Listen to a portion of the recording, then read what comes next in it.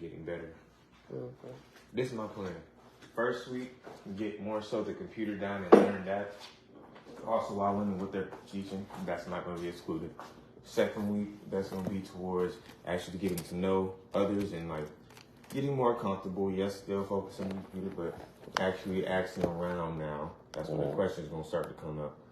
Third week, should be well-rounded a little bit. Nice have a nice little footing after that. Basically, rinse, repeat what I did with the other 2 weeks, but this time start to communicate with the students. Not the ones that might mislead, but I don't think there's a lot of students in there that's going to really mislead. Yeah, no, you ain't going to have that. At least I would hope not. Yeah. Top of the day, beautiful people. But I'm going to just,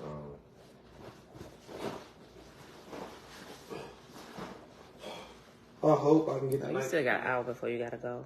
Yeah. So. I really hope I can encounter somebody that's going to... It sounds really ambitious and really out there. Not out there, but really far-fetched. The next alone. I really hope I can meet somebody that can make me into a multi-millionaire. Not a millionaire, because a millionaire is somebody... So that's going to come as you progress over the years, okay? Listen. I don't want to be a slave. We can have that conversation later. All right? Go do whatever you got to do before you leave out here. I'm just going to read. Oh, well, yeah. Have a seat then or take it to your room. Whatever. I'm live. Top of the day, beautiful people. Shiru. All praises to the Creator. Hey, girl. Hey. Prince Yehuda. Shalom, brother. Nene, shalom. Sis, shalom. Tabitha. Top of the day. Ema, set apart, living grand rising. And everybody else who just happened to be hanging out in the background. Top of the day to you. Happy Tuesday, beautiful people. Mixing this with the almond milk. You think that'll be good? Just mixing almond milk. You should be able to figure that out. I don't use that for my body.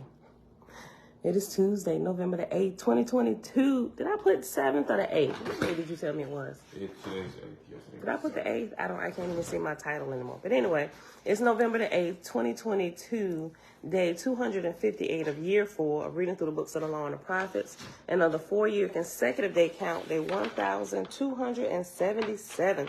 Today, y'all, we're just going to start the book of Sethantes over because we only got to like verse 25. So we're just going to start chapter 1 all over. Just keep it all together. And then after we read a couple chapters here, we're going to hop back into the field guide to the spirit world and pick up where we left off at the end of Flight of the Soul. We got like one more page to read and then we'll be into the next chapter. And it's called The Black Dog Unleashed. All right, y'all. The 8th. Thank you, Shibu. Okay. All right, y'all. So, Father, we thank you that although you remain the same, you allow us to experience the process of change. Yes. Just thinking about this, it's amazing. You know something that I witnessed for the first time yesterday, and I've been tracking the moon for over 3 years, right? What was amazing, and this always happens, but this is the first time, because it was a full moon, this was the first time, we all actually, experienced it at the same time. So we was coming back in. We went back out to the store, and by the time we got back, we was unloading the truck with some more mulch last night, right? And so when we came, and it was only, it was dark by, 5:30. So we was coming in the house almost 6, and the moon was rising, and it's a full moon, right? But the way it was rising from where we're looking at in our house, they had some clouds, right? And the moon was just coming up. So you had this much of the moon and the clouds cutting it off like this. And I was like, ooh, she bright tonight, but we stood there for a second while we offloading the stuff, and we saw, I was like, is the clouds moving or is the moon moving at a steady pace? I was like, that moon moving kind of fast, ain't it? But I've never had anything for real or paid attention. When it's a full moon, over the last 3 years, I never paid attention to exactly how fast the moon moves when it has something, a contrasting background or foreground. But we stood there, we stopped what we was doing, and we literally, I took a picture of it. I should have just recorded it, but even my picture, the picture doesn't do the actual scene any kind of justice. So we stood there and and the clouds weren't moving. First it was like, no, the clouds are moving. We're like, wait, but the clouds are not moving down, are they? Or is the moon moving? So after about a minute, we realized, no, the clouds. Okay, so we found the point. It was like, no, the cloud not moving. The moon is moving, right? And the moon we literally watched it rise. And them same clouds stood right there. We just watched the moon rise above the clouds. It was like, oh my gosh. Even my husband was like, I've never seen the moon do that. And it was literally moving like this, just slowly rising. And we could keep seeing it rise with the straddled clouds that were going around. I was like, that is amazing, until there were no more clouds, right? It was like the moon, we literally stood here and watched the moon rise. We did not realize how fast the moon actually moves across the sky. I mean, I guess it's always done that, but it was the perfect night to actually see it in motion. It was amazing. Y'all ever seen that? I'm just, I thought that was super cool. Jamia, shalom. Hey, girl, hey. Yes. Has time been going fast but slow for you? Yeah, kind of. Because for me, I be thinking, when I be having fun time, I'm going to go faster, but this time I'm having fun time is going really slow. Yeah, I don't know. It just depends on what type of fun you're having. Okay, y'all. Like I said, we're starting over page 14, Book of Sethantes, Son of Jehovah. The subtitle under it is First God of the First Cycle of the Earth after man's creation. So he was the first one inducted into the godship of the planet Earth, right? Okay, chapter 1. In the beginning of the inhabitation of the earth, the angels of heaven assembled in Horeb, a heavenly plateau resting on the earth. And the archangel Sethantes was the wisest of them all. And he said unto them, he was an archangel. Over here, okay, look. So I guess you can be an archangel and an Orion chief. Because from the Orion chief Harmuz, raised to the rank of God, and by thee. Okay, so Sethantes was I completely missed this the first couple times I read this too. Okay.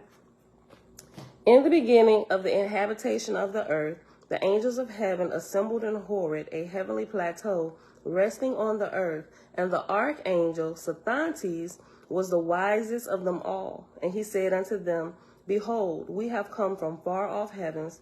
By the voice of Jehovah came we to partake of the glory. I just remembered the name of the precursor humans. The name is Ongui. Oh, yeah, Ongui, yeah. Behold, we have come from far off heavens. By the voice of Jehovah came we to partake of the glory of the red star, the earth. Jehovah said unto us, Come ye and enjoy the new world I have created. Partake ye of the fruits thereof, save of the tree of knowledge, which is the fountain of life. Partake ye not of this, lest ye die. But the voice of the earth spake unto us, saying, Partake ye, for indeed mine is the tree of everlasting life. And many obeyed not the voice of the Father, and are now bound by the tie of life which is in the blood. And the voice of Jehovah came to me, saying, Sethantes, my son, behold, I gave into thy charge my Ethereal heavens, millions of angels, and thou hast brought them to the earth, and they are falling from their high estate. Go thou deliver them. And I said, What shall I do?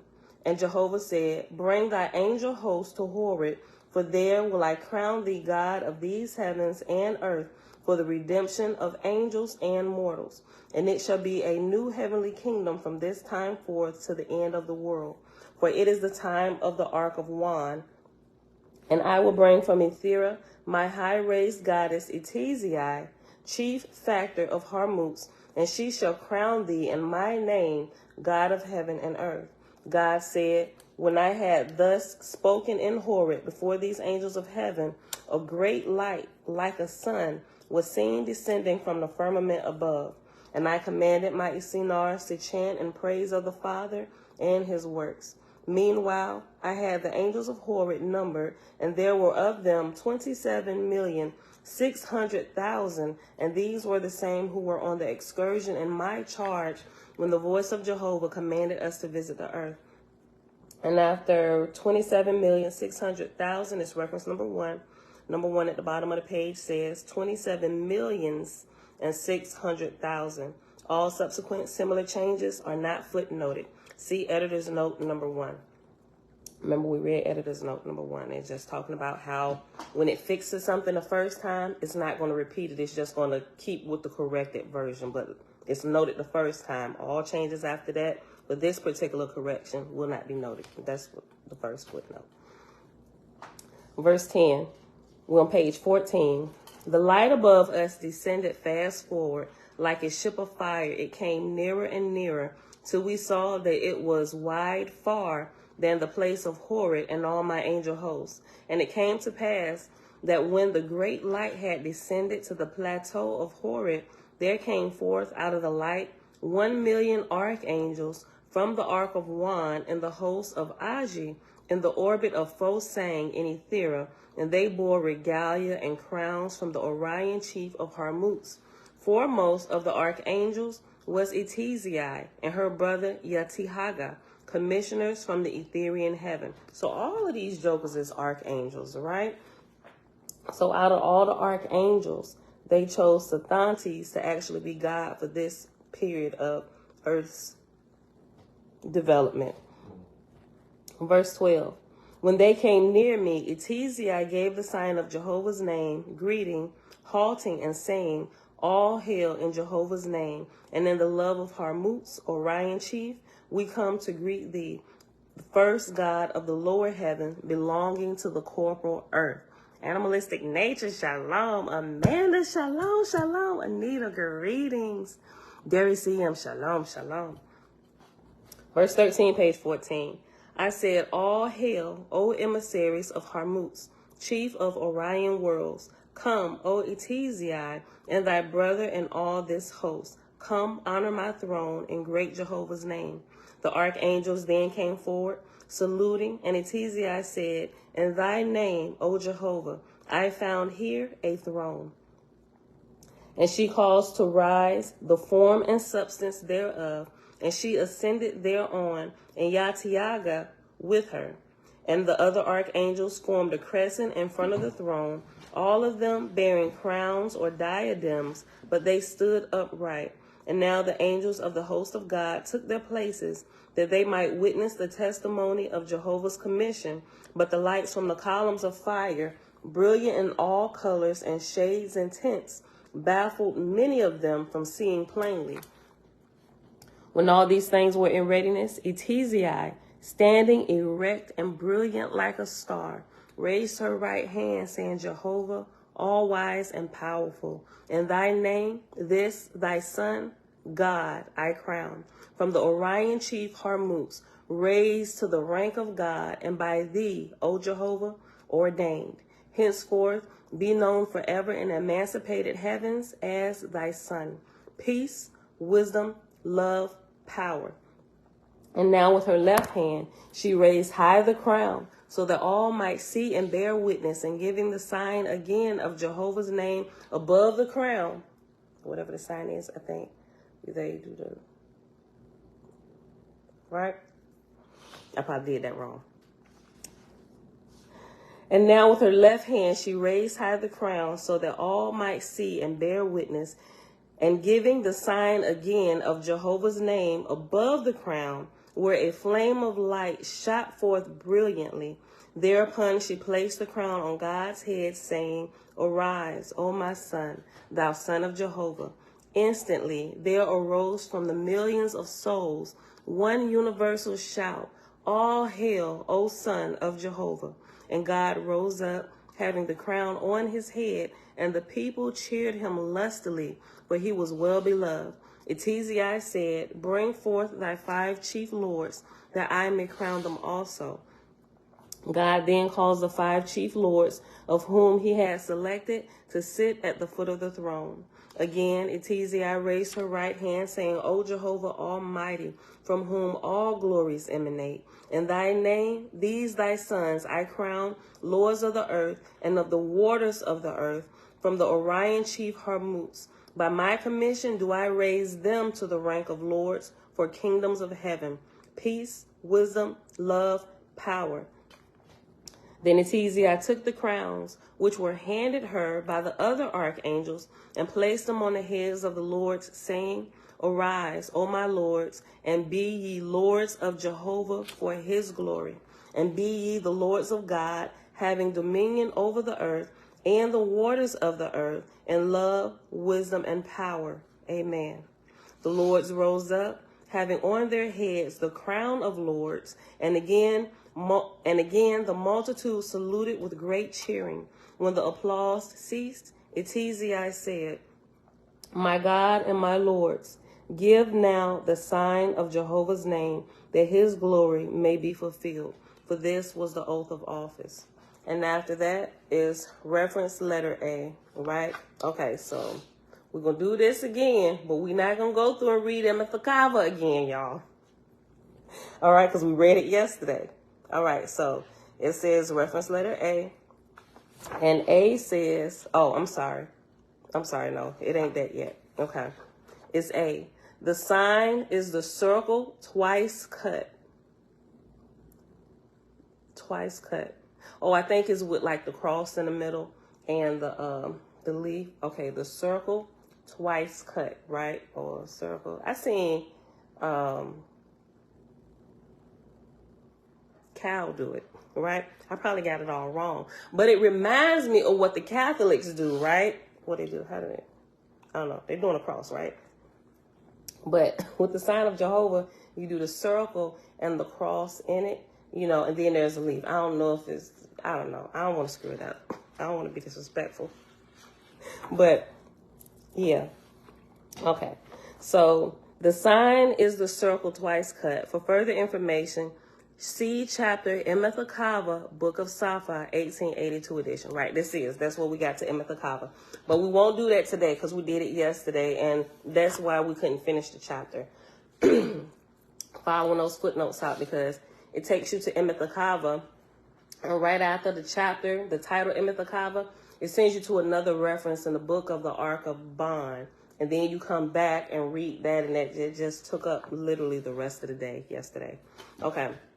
So go back to page 15, verse 25. Key, shalom, shalom. Brian Jogi, what's up, brother?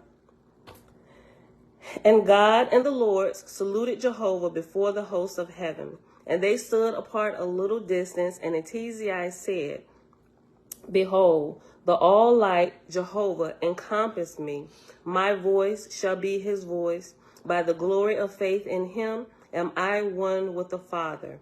And this is where remember I mentioned before, every time the Father begins to speak through one of his angels, his children in charge, whatever title, it announces it here, especially when they're about to do a change of command or new God and Lords or crown, right, for the next period. Verse 26, Behold, the all-light Jehovah encompassed me. My voice shall be his voice. By the glory of faith in him am I one with the Father. And a fleece of golden hue descended from above and encompassed Etizia around about. And she was like a central star with rays of light emanating. She was entranced by Jehovah. Through her, the Creator spake, saying, and this happens if we could see spiritually what's going on. When the Father is truly speaking through somebody here, and we call it prophecy, right? When it's true prophecy, not somebody pulling something from themselves. When it is truly Creator, if you have spiritual eyes, if you are allowed to open your spiritual eyes and see exactly what's happening, you will see this happening in the spiritual realm, and the Father descending upon whoever it is speaking, right? Verse 27, page 15. And a fleece of golden hue descended from above and encompassed Etizia around about, and she was like a central star with rays of light emanating. She was entranced by Jehovah. Through her, the Creator spake, saying, My son, even God, I brought thee forth out of torpor, quickened into life everlasting. By faith I inspired thee to do whatsoever thou hast done. Faith gave out unto thee as the tree whereon all perfection is the fruit. By that faith within man that nurtureth the I am within himself unto perfection, becometh he my son, doing by virtue of my presence, right? So all that inspires us to develop our spirit, which is that portion of our Father, the body belongs to the mother, right? Because you can't leave here and take that with you. The portion where it's time to go out the house and go to work with dad, like you spent all this time being nurtured by mom. When you become of age and you're ready, now it's time to go out with dad. Same thing. That's when what we call death here. And then we're fully born into spirit, and we continue our growth and our learning with the Father as he takes us through his different levels and grades of school, right? This is the one, right? Because you do get off the highway. Yeah. You do have just type. I mean, you can look at the map, but just type it in.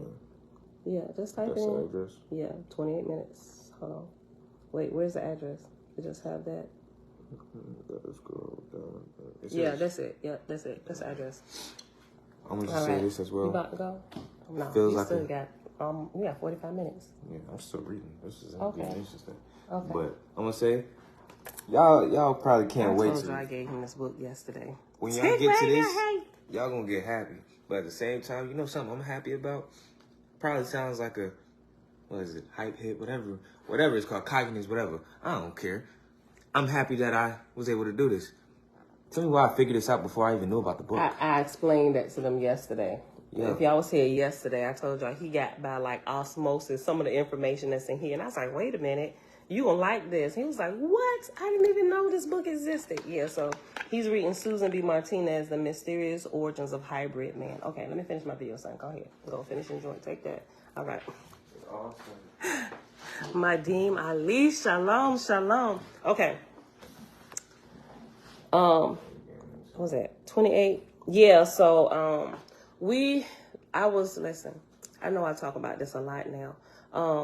I was doing more listening, even my husband, to the Essenes Gospel of Peace, when it was going through like the earth and the mother, how she helps develop the body and everything if you keep to her laws. Like when we look at honor thy father and thy mother, that thy days may be long upon the earth, completely means something different. Like it doesn't just represent your earthly mother and father, but literally your earthly mother that nurtures your body. And if you keep to the commands that she lays out for the requirements of your flesh and how to thrive here, guess what? By default, you have long life. If you violate your mother's laws and principles, you cut your life short, literally, right? Because it will begin to be eaten up with disease and everything. And the same thing applies with the Father's commandments, right? Keeping to the laws of the spiritual nature that you learn. When you keep them, you make your life long. When you violate them, you cut yourself off. It is so good. I'll be glad when we get there and we start reading it. And Jamia, I think she said she wanted to start, and I put a heart on it. I didn't get a chance to respond. I just hearted it, and she wants to actually read it too. That's gonna be good. And she want to do it on Sundays. Look, I want to join that. I am really stretched for time, especially on Sundays. So I may pop in and out sometime, but I'm already reading. Since I'm already reading it. When we get done reading this, I've adjusted a book so we can bring that in, so we can read that out loud, just in case some people haven't. Like it is amazing. It's helping me grow more and just add on to what I've learned from here, Oahspe, and some of the other things that I researched. It's great. And I left the link the day before yesterday, y'all. So there's a good audible recorded version on YouTube. Go get it. I think the first few minutes is read through like little notes or whatever, but it actually gets started around about the 4-minute mark where it actually begins reading it. And I could be wrong with my minute mark. It could be sooner than that, but it's so good. It is something different. Imam Elijah said the books of remembrance of Aki and Enoch and grandmother speak on how the holy watchers and the earthly mother work with the Creator. They absolutely do, Elijah. We read we didn't read it out loud, but when we were reading it through, I actually left a link. This was probably a couple years now. I got all of them, the books of remembrance, but the grandmothers, I absolutely love. I love the book of Enoch, but the books of remembrance of the grandmothers, I was like, every woman needs to read this because it spoke to me like a lot different from like this mother type, like, baby, listen, you gonna need to know this. Like, I'm like, oh my gosh, that is amazing. Like, not just women should read it, but also the men. But it helped me adjust myself just a little bit more on the inside and how I carry myself as a woman and as a true nurturer. Like, it's amazing. We might add that in here sometime, but y'all gotta go get it. And that's on YouTube as well. Matter of fact, I'll repost that clear reading of that. Grandmothers. Books of Remembrance. Girl, it's so much good stuff out here. When you add it to your learning, it's like, man, it's like you get full course meals, and it really does. You have different things in your tool bag now to help you really navigate life appropriately and help you to make some decisions. And even in the midst of everything being super hard to choose, it kind of gives you like that extra strength. You know, it's really, really good. Tell them also never to be like, what's the point of learning this? Because it's not going to apply any type of benefit to my life. What, Jeremiah? Yes, I do, but I'm reading alone and we'll wait for you to get to it on here. Okay, Jamil. Yeah, we'll be in it probably about a little bit over a month. Madi and Mali said they just reprinted the Book of Remembrance of our ancient grandmothers with a few chapters added. Oh, I got to get it. Get the updated version. Y'all know me. I got all kinds of books in my library. Yes, it is. It is. And this is so good, right? Okay, let's get back to the show. Where we at? 26 minutes. Oh my gosh. And we still ain't got out of this chapter. Hold on. Verse 28. Page 50. Let me go to 28. My son, even God, I brought thee forth out of torpor, quickened into life everlasting. By faith I inspired thee to do whatsoever thou hast done. Faith gave I, excuse me. Faith gave I unto thee as the tree whereon all perfection is the fruit. By that faith within man that nurtureth the I am within himself unto perfection, becometh he my son, doing by virtue of my presence. According to thy wisdom and love have I given thee strength, and by thy strength raised thee up. Behold, this day I have given thee a kingdom in atmosphere, and made thee God before all the kingdoms of heaven. This place shall be thy place, and mine also. Here shalt thou dispense wisdom and laws, and appoint officers in my name and by virtue of my power. And thy kingdom shall be like two kingdoms, one here with the host of heaven, and one on earth, even over these thy lords. Excuse me. For thou art the judgment seat and creator of order over the whole earth, and in heaven and in the heaven belonging to the earth. Stretch forth thy hand, my son, and clothe thyself in the golden fleece.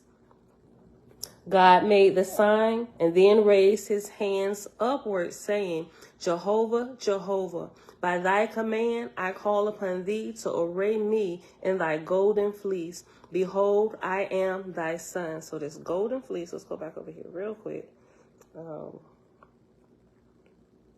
When I was speaking, rose up, stood before my voice, and the gold. Oh, verse 27. Okay, and a fleece of golden hue descended from above and encompassed Etizia around about, and she was like a central star with rays of light emanating. She was entranced by Jehovah. Through her, the Creator spake, saying, and went into verse 28. Go back to verse 32. God made the sign and then raised his hand upward, saying, Jehovah, Jehovah, by thy command I call upon thee to array me in thy golden fleece. Behold, I am thy son. So what I understand by being arrayed in the Creator's golden fleece, I think that's a 24/7 connection with the Creator, right? Because when the golden fleece or the golden hue came down upon Etizia, she spoke as the Creator spoke. So I guess as being God, they're always speaking as God spoke, unless they say this is coming from me or whatever. But I guess that represents like the direct connection at all times with Creator while in this position. At least that's what I understand. If y'all understand something different, let me know. Okay. A new Kia. Shalom, shalom. Hold on. I love information. I'm trying to expand your thing. Okay. I have a lot of I love information. I have a lot of books. You need to get The Hidden Life of the Trees by Peter Wolhenberg and Tim Flannery and Jane Billinghurst. I heard of that before. You know what? No, that's not what I heard of. I actually got one called The Hidden Life of Plants, but it's one, The Hidden Life of Trees. Hold on. Y'all know me. Y'all mention a book, I'm getting it. I trust y'all. The Hidden Life of Trees. Let me write the name down real quick. Peter. Because I got to get right on the road too again right when I get done. I ain't driving, so I can kind of look this up. And if it's on Audible, I can just download them real quick. Flannery and Jane Billinghurst. I'm going to take a picture of my book so I can get to it. Okay. Thank you for that, Anukia. Okay. Look, y'all better start giving me all these books. Let me finish this. Elijah said, the Melchizedek Book of Remembrance is about the male and female priesthoods of righteousness, and the Book of John the Revelator. Okay. I heard of that when the Melchizedek Book of Remembrance. I'll write it down. What? Melchizedek Book of Remembrance. Okay. All right, y'all. John the Revelator. I seen the book John the Revelator, but I never got it. Okay. All right. Please send me those old people from that church are still alive. What? Please send me them old people from that church are still alive so I can go give them thanks. Who are you talking about? People that put their magical hands, a little short couple that put their magical old hands. Oh no, you talking about that little tiny Jewish couple when you was a baby? Oh my gosh. You know, I don't know, Jeremiah. They was shucks. They was already like in their 80s, and you was 1. No, how old are you? 19? I don't know. They might still be. I gotta look, cause I got they stuck. I don't know. I'm gonna look though. That's a good question. They could. They may not be. From what you said, osmosis, I'm getting. Yeah. I'm like, I literally talked to Aaron about this last night. Yeah, I know. Okay, give me a second. Let me get through this one. Okay. All right. So go back to verse 32, y'all. Page 15. God made the sign and then raised his hand upward, saying, Jehovah, Jehovah, by thy command I call upon thee to array me in thy golden fleece. Behold, I am thy son. And the archangels tossed up the raiment and regalia, and they bore from their Etherian ark and Aji, and by the faith that was in God, the substance flew to him and encompassed him around in raiment of the upper heaven. Let me read that again. Verse 33. And the archangels tossed up the raiment and regalia they had bought from their Etherian ark and Aji, and by the faith that was in God, the substance flew to him and encompassed him around in raiment of the upper heaven. Then Jehovah spake to the Lords, saying, As God hath built a kingdom in Horeb, and reigned over this heaven, and over ye and your helpmates, so shall ye build kingdoms on the earth, and ye shall rule over mortals in my name, teaching them of me and my everlasting kingdoms in the firmament above. In testimony of my voice, receive ye this raiment of silver and gold from my archangels. The archangels then draped the Lords in shining raiment, and Etizai came down from the throne, still entranced, saying, though my daughter Etizai will rise up in the flame of fire, yet will I, even Jehovah, abide with thee, O God, and with ye, my lords, now and forever. Okay, yeah, that's right. So he's 24/7 connected to the Creator. Though my daughter Etizai will rise up in the flame of fire, yet will I, even Jehovah, abide with thee, O God, and with ye, my lords, now and forever. And then Etizai took God's hand and led him to the center of the throne, saying, "Sit thou on this throne, for it is thy father's kingdom in the lower heaven of the earth." When God sat down, the entrancement departed from Etizai, and the light of Jehovah went and settled upon God and the Lords. But Etizai sat down at the foot of the throne, and thereupon all the archangels sat down also. God said, "Behold, she that is greatest maketh herself least of all.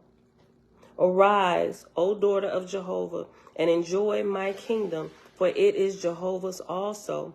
And God came down from the judgment seat and took Etizai's hand, and she rose up, whereupon God proclaimed the freedom of the hour. Thus was established the first throne of God in these heavens, and now all of the hosts mingled together, angels and archangels, joyfully. Oh, yeah. And we're going to pause right here at the end of chapter 1. That was good. I got so much more out of that than I did the first time. I understand that a whole lot better now that we done gone through. So we're going to pause right here, y'all. We're just going to read that chapter 1 because we already at, 36 minutes. Okay, so. You want to give them a teaser of this book? 15. We already did. I ain't going to get into it. Otherwise, I ain't going to be able to finish my assigned reading for today. Okay, y'all. Go to the field guide. The field guide to the spirit world. Go back to chapter 2, Flight of the Soul. Okay, so remember a quick recap. Flight of the soul is when something traumatic happens to you, whether you're abused, it could even actually be an accident, your parents abusing you, family members, friends, strangers, something that causes you when you are unable to defend yourself, and it happens a lot to children and even adults, but we said in a lot of cases with children, things happen to them in younger ages where they're not physically able to defend themselves against their attacker or whatever incident has happened. And as a safety precaution or you can kind of say like a safety precaution to guard themselves against the actual trauma that's being inflicted upon them, they go away to their safe place within themselves, right? So they mentally check out, and it's called we call it like the sunken place. In this chapter, it's called abeyance. They put themselves in abeyance to where they, like I said, they mentally check out while the trauma or the abuse is being done to them. And then, but what happens when they do that, they check out of their body so they're no longer like driving, and whatever spirit is around at that time literally steps into their body, and now they got different mental issues that they're dealing with. Bipolar disorder, that's some of the medical terms people call it. Psychological problems, different things like that.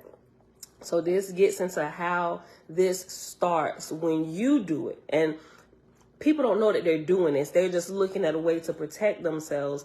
But it's dangerous when you do it this particular way, right? Okay, so just a real quick overview. So go back to, we pause on page 55 under the quote where it starts, repression, chronic detail. That's what we're starting at. Okay, page 55. Repression, chronic denial, and subsequent self-estrangement are the key, not only to poltergeistery, but to a raft of equally distressing problems.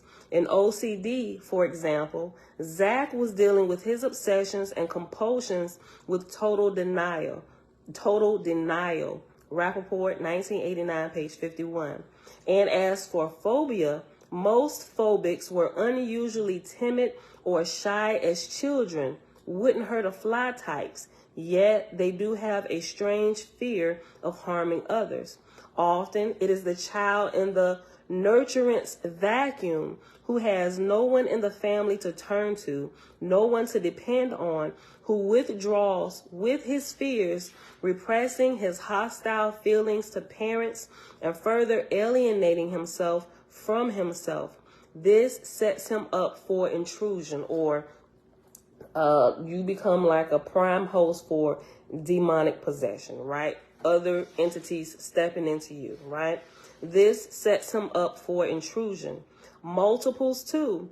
The multiple, remember, people with multiple, like legions of demons in them, they call them, they have multiples, different people, and they even name themselves. Who? Johnny, Tammy, Jeff, Johnson, that's the name you chose? Okay. No, but seriously, these are disembodied, the multiples or the legions of demons that come in are disembodied humans who have once lived on the earth at this time or in previous times, who are still hovering here. They haven't risen to higher levels throughout the heavens. They're still here in close proximity with the mortals who still have their flesh and their spirits connected, and they just cause havoc, right?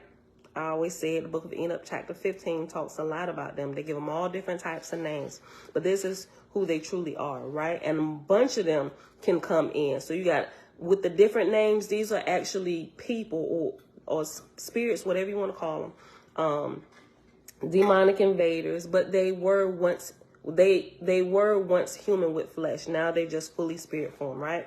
All right. Multiples too. The multiple Jennifer had almost completely disassociated herself from her depression and rage. Sean Wolf, 1991, page 20. The famous Eve was bound by propriety and inhibition, mousy, timid, diffident, docile, passive, meek, and weak. Thig, Penn, and Cleckley, 1957, page 27. So repressed, conventional, and self-effacing, Eve stifled her resentments to the point of erasing self. With nothing to mitigate these vicissitudes, the demon of spirit possession is free to enter and draw the needed spark of energy from those strongly in denial.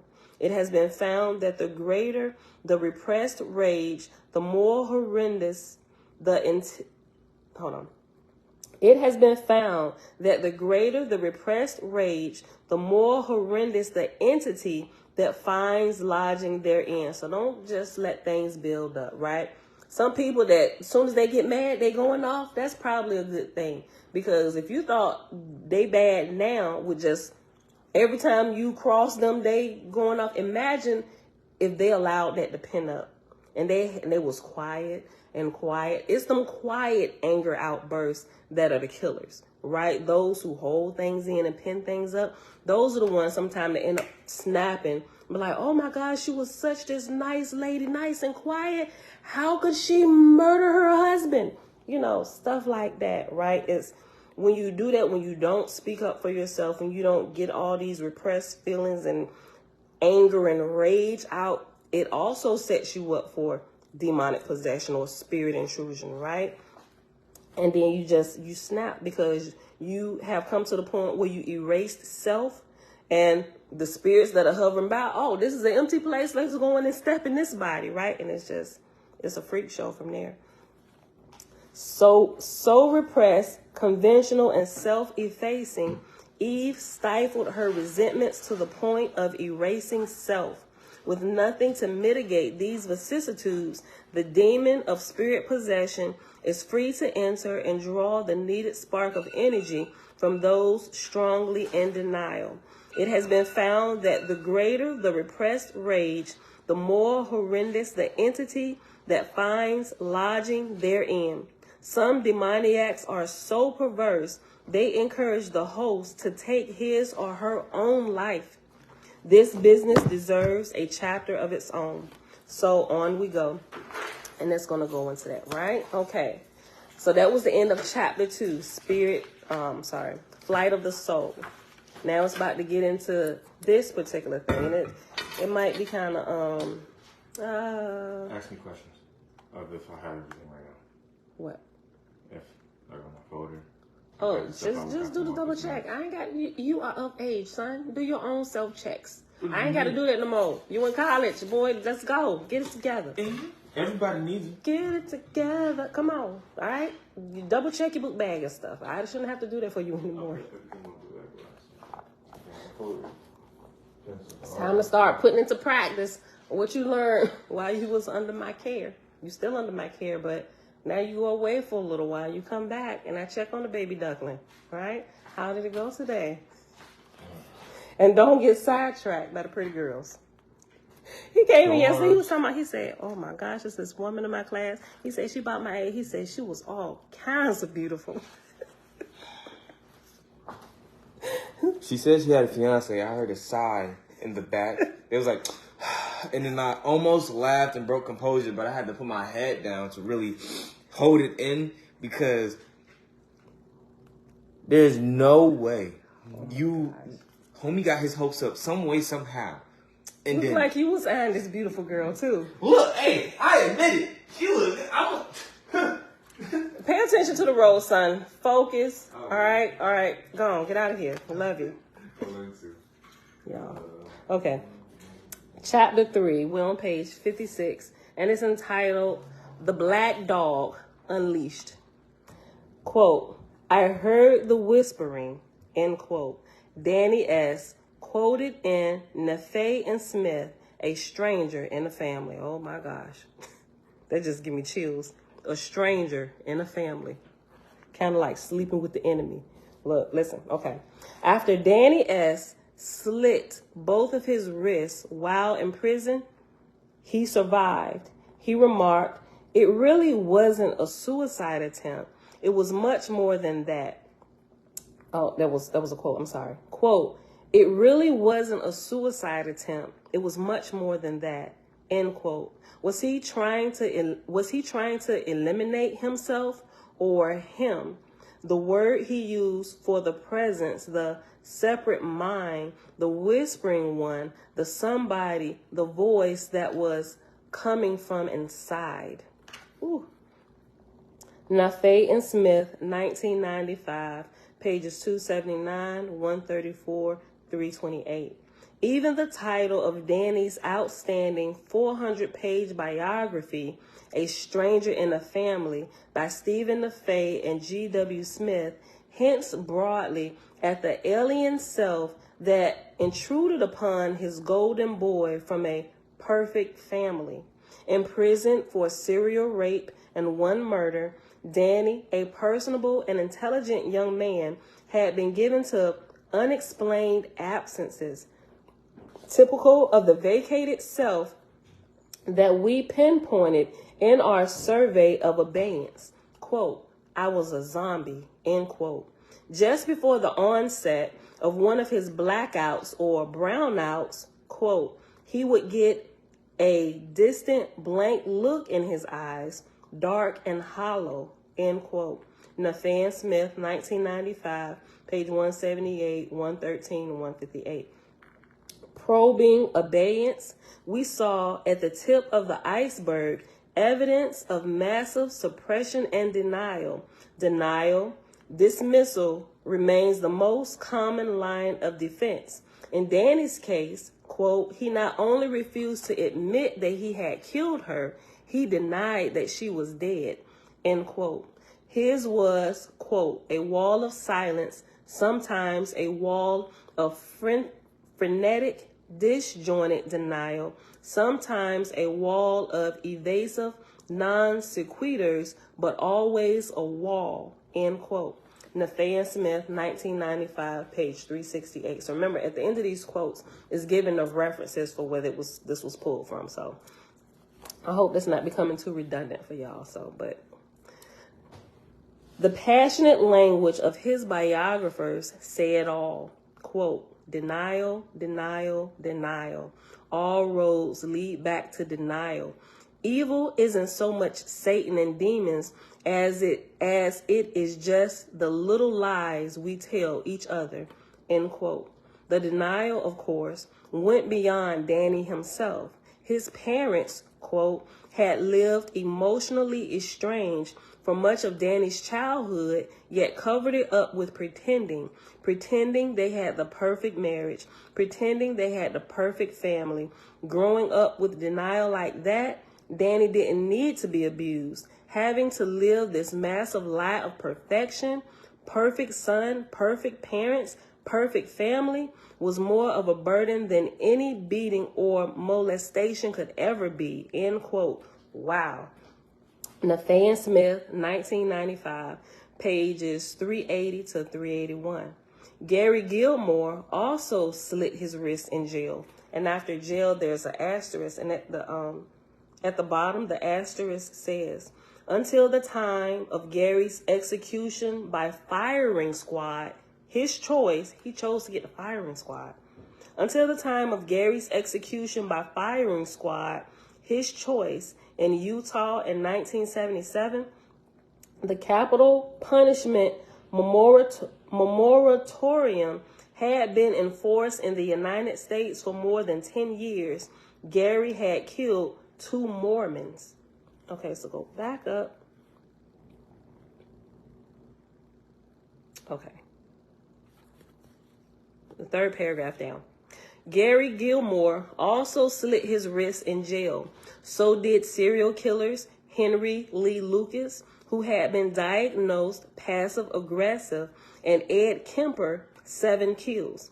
Other suicidal serial killers whose random crimes are known as, quote, strange murders, end quote, included Chikatilo, the Red Ripper, Richard Ramirez, the Night Stalker, Richard Speck, Nurse Killer, Richard Chase, the Vampire Killer, Dr. John Cavaness, Chief of Surgery, Eric Napolitano, Mama's Boy, Joe Kallinger, the Shoemaker, Arthur Shawcross, Nice Guy, George Grossman, Cannibal Killer, Harvey Gladman, Rope Killer.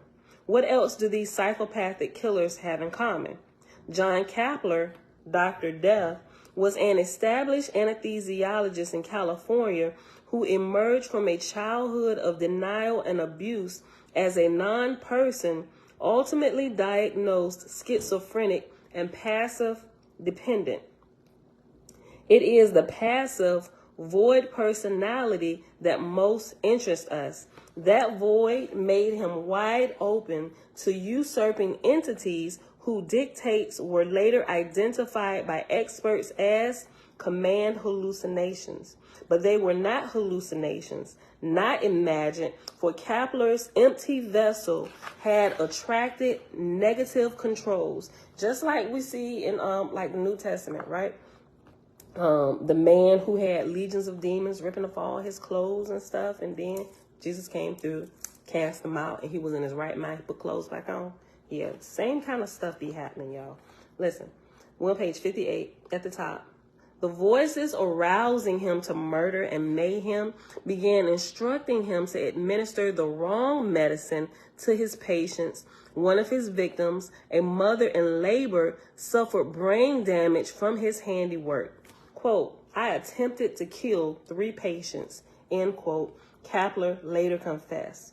As a passive personality, please note, everything depended on what people thought of him.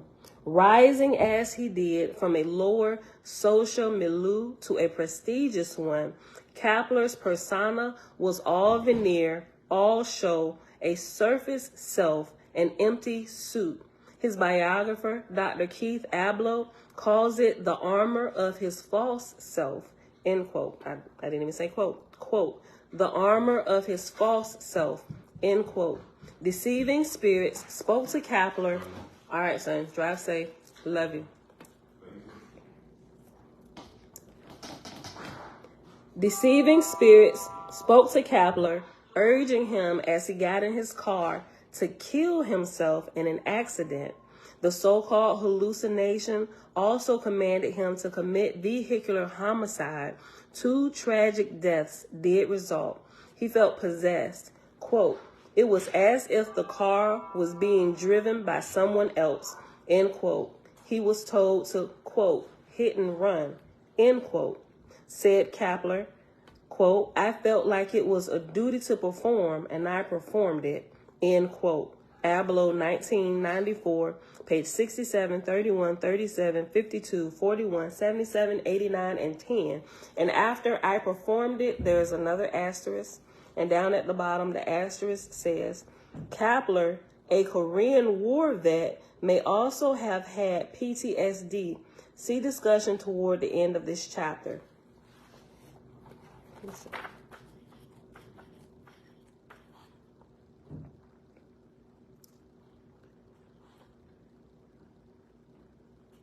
Okay. Let me just read it real quick. Hold on. On page 76, shock and trauma, PTSD. Yeah, where we at? Page 76. I'm going to read it because we're going to read it again tomorrow, but I'm going to read it just so you can kind of see. Okay. Hold on. Okay. Jump to page 76. Though combat neurosis or PTSD has many varieties as it has victims, one common denominator of the war experience is shock. In Nam, Vietnam, in Nam, it was mortar fire, foxholes, and the dread tunnels, hand-to-hand combat, shrapnel, malaria, jungle rot, fear of the night, or seeing, quote, all those bodies stacked along the side of the road, end quote. Blinder, 1985, page 30. This was Dan White's testimony. White, who murdered San Francisco's mayor in 1978, had been a paratrooper in Vietnam. Nothing unseats psyche as efficiently as trauma and witness to violence. Let me read that again. Nothing unseats psyche as efficiently as trauma and witness to violence. In Iraq, quote, 2 in 3 soldiers handled or uncovered dead bodies, and the same ratio saw wounded and sick women and children they couldn't help. Nearly 80% had lost a friend or had a friend wounded, end quote. Decopel, 2012, page 43. Vets also tell us about the constant threat of surprise attack, while surveys confirm that 95% of Marines have been shot at. I remember, this was a long time ago, shucks, before we had even moved from Virginia to Illinois and moved back. I remember my uncle, one of my uncles, he was a Marine, like most of my uncles are military. So one of my uncles, he was over during, what war was that?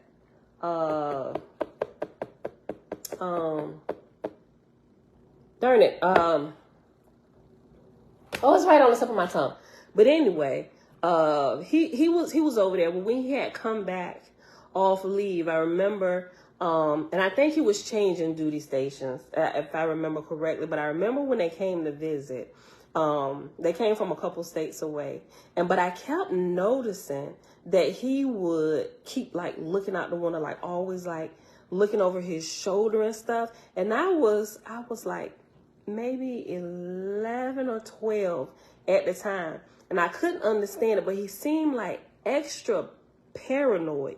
And I didn't really understand a lot, but I also had another uncle who was a Marine as well. And I just kind of heard him over talking sometimes, because I was always the nosy child, being nosy, like what's going on. But it was he was exhibiting some symptoms of PTSD, at the time, but it was easily recognizable. Like he wasn't snapping out or nothing like that, but he always seemed like extra paranoid. And this was like knowing him before he went away, then seeing him when he came back, there was this clear, and it wasn't like overly exaggerated. If somebody just come in, they probably wouldn't think anything of it. But actually knowing my uncle before he went and seeing like this nervousness about him, I never said anything, but I could pick it up. I could see it. And I used to always wonder, like, is somebody coming? Is somebody outside? And at times, like, I would see him upstairs, like, looking out the window, like, looking around, like, his whole family was in the house with us, right? And I'm like, is there somebody after him? So I would go to my sister's room, because they was actually sleeping in my room. So I would go to their room and I go look out their room. I'm like, what's Is he expecting somebody? But I never said anything. Looked out the window. I found the window to go look out of because I didn't know if I should go tell my mama somebody come. But it was weird. But I kind of understand this. But thankfully, it never got like any worse than that. And he's like completely normal. Like you wouldn't even be able to tell. And he's the jokester and you know, as well. But it's I began to notice that, right? Okay. All right. Page 76. Nothing unseats the psyche as efficiently confirmed that 95% of Marines have been shot at. Army SPC J.P. Dwyer, a medic, became a hero when he was photographed running through a battle zone carrying a small boy named Ali. The picture ran in the newspapers across America, hailed as a portrait of the heart behind the U.S. military. This ain't never shown in here like that before. Hold on. The picture ran in the newspapers across America, hailed as a portrait of the heart behind the U.S. military machine. But Doc Dwyer was haunted by memories of his experiences in combat during the first 3 weeks that his unit was in. That's where he was at. My uncle was in Iraq. He was in Iraq. I couldn't think. I'm trying to think of the name of the campaign that it was called in Iraq. During the first 3 weeks that his unit was in Iraq, 17 of those days included gun battles. The day before the famous picture was taken, his Humvee was hit by a rocket. Back home, he struggled with PTSD, depression, check, lawlessness, check, drugs, check, paranoia, check, divorce, check. Doc Dwyer died alone at age 31 of a drug mishap tantamount to suicide. Authorities stick to the disingenuous sound bites. Quote, the military isn't really sure what's causing the suicides. End quote. Gomez, 2009, page 1. Besides suicide by drugs, there is always suicide by cop. Okay, and after suicide by drugs, it has an asterisk, and at the bottom it says, Dwyer died after huffing or inhaling the fumes of an aerosol can and taking some pills. Okay, so go back up. Besides suicide by drugs, there is always suicide by cop. Quote, deeply paranoid and suicidal, end quote, since back in New Jersey, former Army SPC German Sanabria was a different, harder man when he returned from his second tour of duty in Iraq. When the 26-year-old vet was caught in the act of stabbing his stepfather, police shot Sanabria to death, February 2008. One attorney representing an Iraqi combat vet charged with manslaughter termed it a hole in their souls. In the science of psyche, that hole is equivalent of void itself. And once the soul has absconded from the frightful trauma, who carries on and how? Let me read that again. In the science of psyche, that whole is equivalent of void self. And once the soul has absconded from frightful trauma, who carries on and how? What exactly is the thing that takes over? I am convinced there is only one path that leads to an answer. ASCs, or altered states of consciousness, especially those that manifest as memory loss, detachment, paranoia, panic attacks, seizures, nightmares, inexplicable crimes, and suicide. There is one more verse to the rhyming hole in the soul. The hole in the soul means a loss of control. This is PTSD. It is an ACS, or altered state of consciousness. One is no longer in control. Something can take over. In the upcoming chapter, we dive right into the psychic side of crime, but we are not quite finished with the scars of war or with Vietnam stress syndrome, for we have only looked at the damage wrought on the mortal side of life.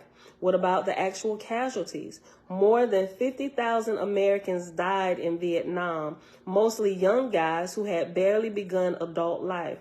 They too left the war with PTSD, but on the other side, slain in war, their spirits are in chaos, unable to move on, tormented and hard bound to the earth in fury and frenzy. Quote, spirits in chaos, millions of them, fasten themselves onto the battlefields, still battling, or fasten themselves on mortals, obsessing them to madness and death. End quote. Oahspe, Book of Sethantes, chapter 3, page 36. And we are actually in the Book of Sethantes right now.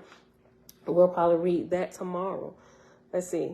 Known as chaotics or deranged angels, these obsessing spirits fill the lower heavens and remain helplessly anchored to the living, delighting in darkness, quarrels, and crime. Among them are the entities behind spirit possession, though often unwittingly, not even knowing where they are. Quote, there are millions of souls in heaven, slain in war, not knowing that they themselves are dead.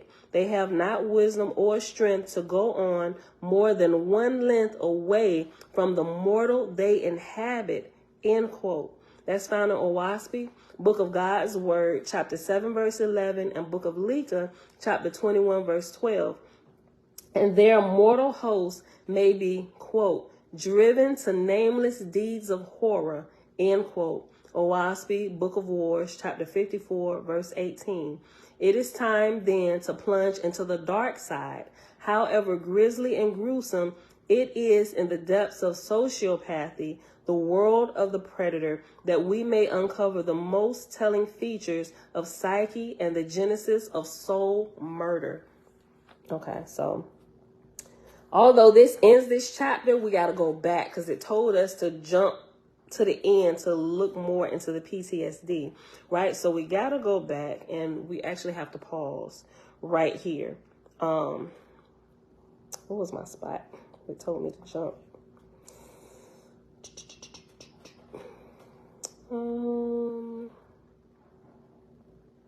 We on page 58. Hit and run.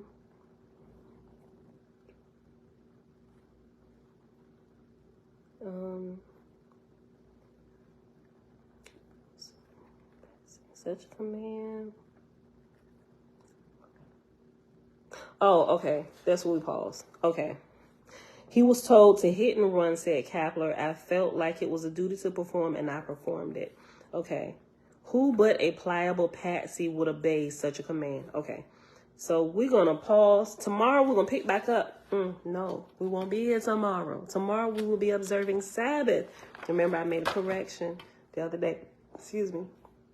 When the new moon came in, which we saw it on a Wednesday, in my book, I put it up here, but I put it on the Thursday slot instead of on Wednesday. So when I went through marking the Sabbath, I didn't double check myself when I did it, and I wrote it all on the wrong days, right? So Sabbath should be being observed for this moon cycle on Wednesdays, right? You know, for those that can, those who just learning, you got to work with your job, all that stuff, you know, hey, whatever. Everybody has to adjust how they have to adjust. But so I fixed it and I corrected it. And I came in and told y'all the other day what I had did. And I hadn't even caught it till somebody else asked me, who was behind in the video, said she trying to catch up. And she was looking at the moon. She said, wait a minute, did I get it wrong? I was like, no, but let me double check. She said, when did we spot the new moon? And I was like, and I gave it a day. I was like, that was a Wednesday. And I'm like, holy crap. I wrote it all on the wrong day. And so I had to fix it, right? So it's my mistake, my bad. If y'all didn't already adjusted y'all work schedule to what I said, that's why y'all got to check behind me, right? Because sometimes I make mistakes. But as soon as I realize it, I will correct it immediately. And if I made a mistake and told y'all my mistake, I got to come back and fix it with y'all too. So I'm sorry if y'all didn't mess your work schedules up. I'm sorry. Forgive me. Sometimes I be moving too fast. All right. So we're going to pause right here. Let me put my little thing right here. And we're going to come back. We're going to reread this paragraph Thursday. Y'all can read ahead if you like. But we're going to pause on page 58. And at that second paragraph, as a passive personality, that's what we're going to pick up. Let me highlight this. This is where we're going to start. All right, so let's do that. But this was good. It's really good. It's getting better as the days go on. And because it's just some things I really understand spiritually now, especially with a lot of demonic activity or things that's happening with people who are experiencing mental issues, mental breakdowns, absenting themselves, even dealing with some of this stuff in some of my bigger family, you know, looking at some of these things, pinpointing stuff like, holy crap, look at this. You know, could this be going on? This, check, this, check, this, check. Oh my gosh. We got a classic case of self and obedience with this family member, right? Oh my God, why did it take me forever to get here? Look, is it disconnected? I just realized that. Oh my gosh, I'm sorry, y'all. I didn't even realize it. I just looked over there. When it froze, how long have I been frozen over? Look, this sun is coming in. Can y'all see it? And so I can like see the screen and stuff, but I didn't want to take it and like turn around. I'm sorry. I didn't even see none of that. Oh, I'm sorry. All right. Well, we can go ahead and end it. YouTube is tripping. Okay. All right. So yeah, how long have I been frozen? Like minute wise, 5 minutes? 10 minutes?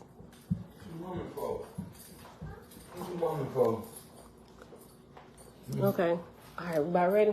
The kids ready? What time is it? Yeah. I gotta be there at 8. You ain't done. Like, I just been chatting. I was waiting for you to come down. Y'all, let me get out of here. I love y'all. I'll see y'all back here. I'll see y'all back here Thursday. I love y'all. Bye. Y'all know what it is. I'll put the stuff up there. I gotta go. Bye. Love y'all.